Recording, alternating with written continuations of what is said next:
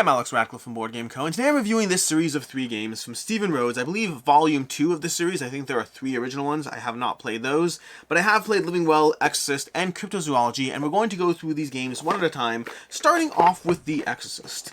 Now, all 3 of these games are lighter, accessible games with a wide variety of what they're actually doing. Let's go ahead into what they're doing, well, specifically. Starting with The Exorcist, which is going to be a hidden role game. You see, in The Exorcist, you are going to be assigned roles. It's going to vary depending on the player count, but you're basically going to be getting roles of either possessed or innocent in the game, and that's going to affect how you score and what you're trying to do each round. And the game is played over a number of rounds. You'll get points based on whether you're on the winning team or not, and then you'll reshuffle, redeal, and continue playing until someone has the most points. And there's ways of getting points in the game as well through these cards. You see, once you have your role assigned, you're going to go ahead and assign the roles to the players, shuffle them up, assign them based on the player count, and then from there, players are going to have their cards, where they have to try to basically show people their cards. You're going to have your hand of cards, where you're going to be dealt relics, artifacts, blessings, the mischief cards. You're going to be dealing these out all based on the back of the rulebook over here is going to show you the distribution based on the player count of how you sell those out. But then once you do, you're going to give the cards to all the players. You're going to shuffle them out and deal them, and then players get to say whatever they want. So players are going to sit there and say, well, I have a mischief card and 2 holy artifacts. But you can say whatever you want, describe whatever you want, to whatever degree of specificity you want, although I would encourage less specificity your first games, or it'll kind of reveal which side you're on. But from there, you're going to put the cards in front of you. Once you've done revealing, you say your thing. So again, I have 2 artifacts, a mischief card, and an unholy artifact, and you place your cards down in front of you.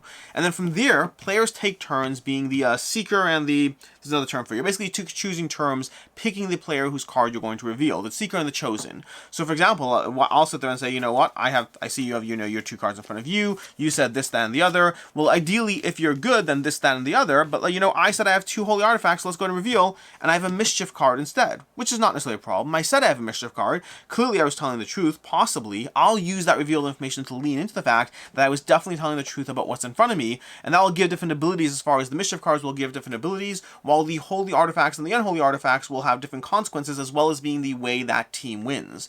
You see, whichever team goes first, whichever team reveals all of their artifacts, either holy or unholy first, will win the game. But you're basically going to take turns being the seeker and the chosen, revealing cards. So now that I've had the card, let's go ahead and let's deal up a few cards to other players over here, so we can just have a few cards in play. And so I have these cards over here, you have those cards over here, and once you've chosen my card, I'm now the seeker, and I sit there and I say, I'm going to reveal your card. And oh my gosh, we revealed another mischief card, which we'll go ahead and reveal. And then you go ahead and reveal this card over here from them, and they'll go back to you, and you're revealing these cards one at a time until there's cards on the table face up equal to the number of players. At that point, those cards will be put off to the side. You'll take the remaining cards that are left, shuffle them up, re-deal them to the players, which everyone getting 1 fewer card, and then repeat the process. Eventually, either all holy artifacts or unholy artifacts will be revealed, and along the way, many things will happen. Many effects will occur in the game. Let's see if we can find all these cards over here. Many effects will... Where did my cards go? Where's my unholy artifacts? Here we go. The cursed artifacts over here. Along the way, many effects will happen. The seeker may peek at the chosen's role. We have the seeker and the chosen may peek at each other's roles. There may be things that swap roles or mess with people in different ways. Everyone's going to have these different options as far as different effects that are happening between the blessings. The seeker and the chosen each gain a point. So you can have different things happening along the way that will affect the overall point structure of the game, affecting who might win, as well as revealing information. If I said I have no unholy artifacts, and you flip over an unholy artifact, well then that's going to likely reveal to you that I probably was bad, because at the end of the day, why would I lie about otherwise? Whereas if I have a handful of unholy artifacts, of cursed artifacts, and I say I have 1, and you flip over 1, well, that's not the end of the world, although now it means my cards are safe. And so there's a lot of mind think as far as what you do and what you tell, and which round you start lying more, because you're, as someone on the bad team, you're trying to, as a possessed player, you're trying to get the other players to pick your cards to, when you have the unholy artifacts, to reveal them. The cursed, I keep calling them unholy. The cursed artifacts, that you reveal those across the course of play. Meanwhile, there's mischief cards and blessing cards that are affecting the general game state in small ways, giving you information, giving you opportunities, but it mostly comes down to trying to figure out when you want to lie, when you want to tell the truth, when you want to lean into the role you have, when you want to play around with the other players. If you can figure out who's on your team and figure out that process, you can just have them picking your cards. But if they pick your cards when you obviously are lying on a bad person, who knows? But then once you're on the bad team, even when you're revealed as bad, it doesn't necessarily mean that it's easy, because maybe you have a bunch of holy artifacts, cursed artifacts in front of you, and you sit there and say, hey, I have a bunch of cursed artifacts. And now everyone thinks that you probably have good artifacts, the holy artifacts in front of you. There's just a lot of this mental mind think as you go through the game. The general idea, hidden role game, 4 to 8 players. works better, slightly better at higher player counts, but it just has that fun aspect of you get to say whatever you want, and then you get to lean into the lie or truths that are slowly revealed as the game goes on. At some point, you'll eventually become clear when you are bad, but as a good person, you're trying to deduce who's bad before too many bad things happen, and as a good person, you have to have more artifacts revealed to ultimately win. You have more artifacts in the game, which means, yes, you can tell the truth, and yes, means you won't get caught in a lie as much, but it does mean that you are fighting a slightly uphill battle, and so it gives the possessed players a bit more room to maneuver.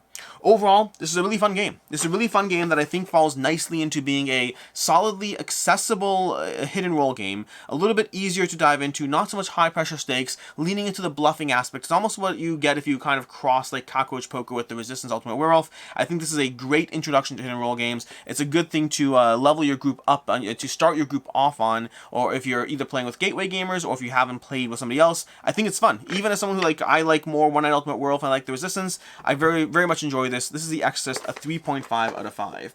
From there we have, let's go with Cryptozoology. Cryptozoology is going to be a game of drafting your hand of cards as you try to place cards to achieve their effects based on the sets you have. And yes, we have a cute little school bus over here. You're going to have these point tokens in the game. You're going to have these cards you're trying to go for, these goals you're trying to go for, because players are effectively going to have goals that they're trying to accomplish based on specific requirements of certain things. So for example, I want 3 red cards or 3 yellow cards, or I want 3 green cards or 3 chupacabras, and yes, they could be 3 green chupacabras. Past that, you're going to have these cards you're going to be drafting. You have a giant deck of cards you're going to be drafting, and when you're done drafting, you have a hand of cards, and you're going to be trying to activate your cards to do different things. So for example, if we play this card, you can play a card. Once you're done with the draft, you can play a card, and if you have enough of that symbol, you can activate the effects. So when I play this second Loch Nessie over here, I can tap both Nessies, as it shows on the card, to draw one more card. Now the good news is that that counts slowly towards my three green cards. It does not count towards the chupacabras, but it means I have 2 cards towards the green cards, which will give me points. That's the basic idea of the game. You have a giant stack of animal cards with abilities, or not really animal cards, cryptids with various abilities, and you're going to be drafting those cards at the beginning of the game, being mindful of the goals you're trying to accomplish, and then being mindful of what you try to play as you try to create sets so you can get abilities. And not all of them are going to be sets. So over here we have at the end of the round, if you have the most of the moths, you gain a point. So there's going to be different things in the game, and these point tokens to manage over there, but there's different things and different abilities in the game, and it's all about trying to collect the abilities across multiple rounds of play to cash in on those abilities. This one to me was probably the least fun of the series of games. We'll get into them all short. We'll get into Living Well shortly. I did enjoy it. For me, this is probably a 3 out of 5. It's a little bit too. I don't think there was enough opportunity to really lean into the draft. The idea of what the game is doing works well. You're drafting cards, using their abilities, but there's not a lot of cascading things happen. So it mostly comes down to drafting the obvious picks and then doing the obvious thing. I think there could have been a slightly better game in here if they gave you more room to do more stuff.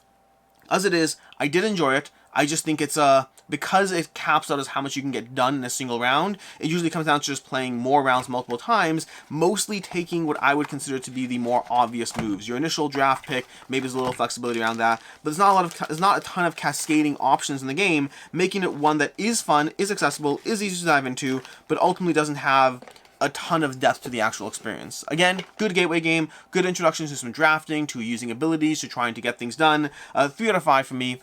Good gateway, a little bit lacking as far as what I would get out of it.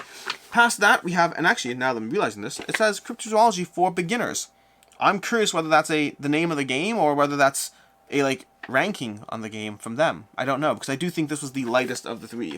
From there, we have Living Well is the Best Revenge. Living Well is the Best Revenge is an interesting one to rate.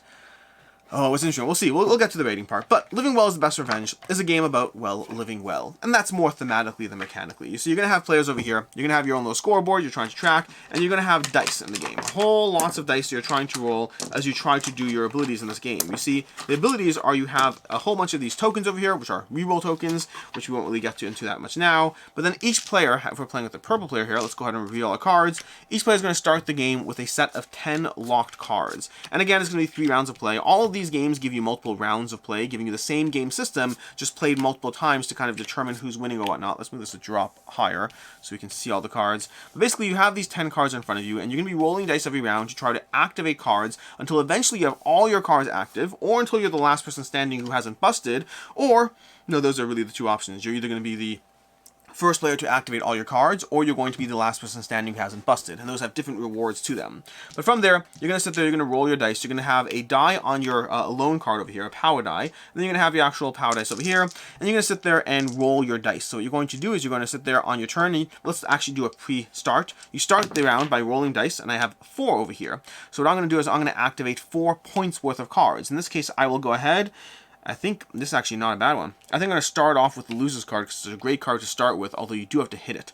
From there, what you're going to do on your turn is you're going to be walking around. Let's focus on our turn first, and we'll show you other players' turns. On your turn, you're going to roll your 2 dice and your power dice. The dice you roll over here, the power dice gets to activate any abilities if you have them. So right now, my 4 is active, not my 3, which means I can't actually activate that ability right now, although it would be very cool. Let's pretend for a second that I had this hot mess card, a hot mess which turns into a hot rod. All these cards over here have something negative on one side and then positive on the next, leaning into that whole living well is the best revenge idea, that idea you're just, leading your best life or whatnot.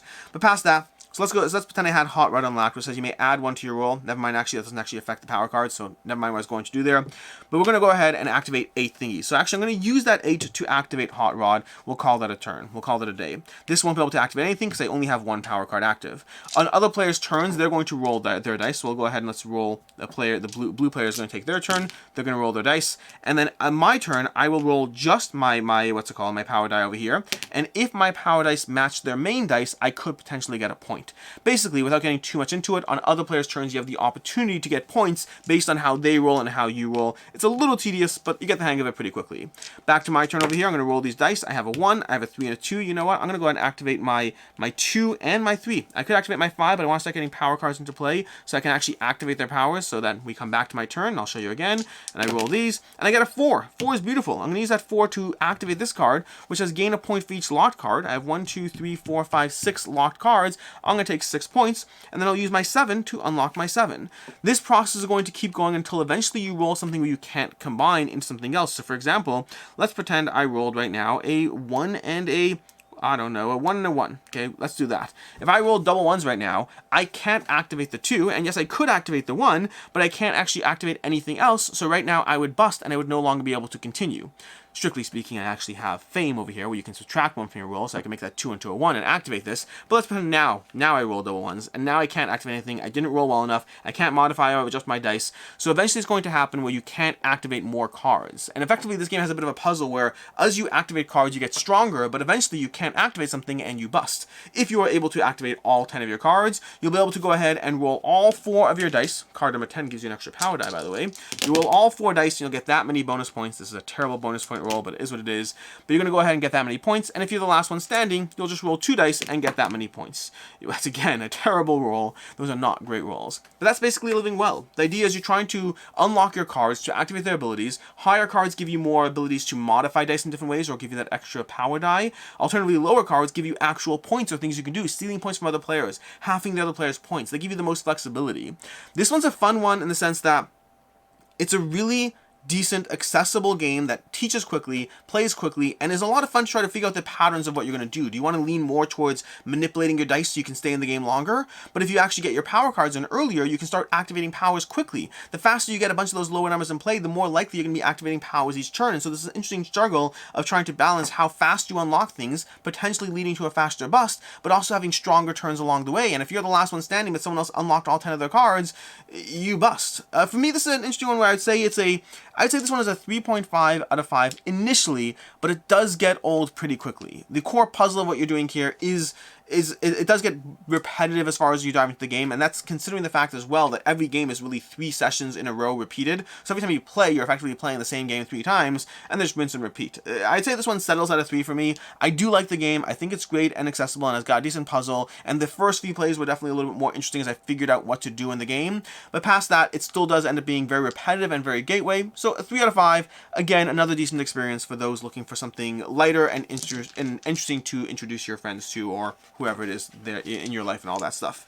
Which brings us to the final thoughts on this series. Overall, the general series from the Steven Rhodes universe over here, I like what the game is doing with the caveat that they all are on the lighter side. I think they are solid, accessible games that give you a fun little puzzle to play with. They give you enough decision space to be interesting. For me, I think the decision space in the game, as far as which ones give you the most, I think Cryptozoology for me was the lightest of the series, promising in what it's doing, but also lighter than what I would personally be looking for. Then from there, Living Well started off with giving you some interesting things to think about, but is very repetitive in the actual gameplay, making it not one that I think lasts very long, very well. And then for me, let's call it The Exorcist was the standout hit over here, one that I would even play now. Like, this is one that's not my go-to hit and roll game, but I would happily play this anytime. It's a fun little puzzle of messing with players as you try to lean into the bluffing aspect, depending on whether you're good or bad, and there's reason to lie even if you're good, because you're trying to tease out the enemy players as well. So this one to me was definitely the standout hit that I really enjoyed quite a bit. And then Living Well, decent, and Cryptozoology, also pretty decent games. Overall, this is the Steven Rhodes Volume 2 series of games. The Exorcist, let's call The Exorcist, Living Well is the Best Revenge, and Cryptozoology for beginners. Until next time, I'm Alex Radcliffe from Board Game Co. I hope you enjoyed this video, and as always, I hope you have a good one.